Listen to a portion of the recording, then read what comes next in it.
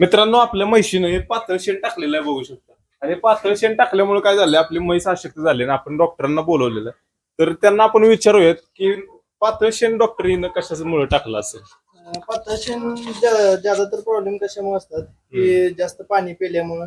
दुसरा विषय वातावरण बदलल्यामुळे जनावर जास्त पाणी पितं, त्यामुळे इनडायजेशन होतं. आणि त्यात कवळा जर चारा खाल्ला, कवळा चारा खाल्ल्यामुळे सुद्धा पाताशन टाकलं जातं. आणि आता वातावरण बरोबर नसल्यामुळे ही थोडक्यात सातच चालू आहे. कवळा चारा खाल्ल्यामुळे पाताशन होतं.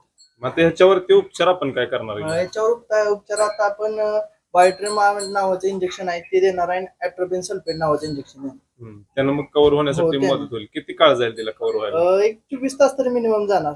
24 तासात ते हळूहळू रिकव्हर होऊन जाईल.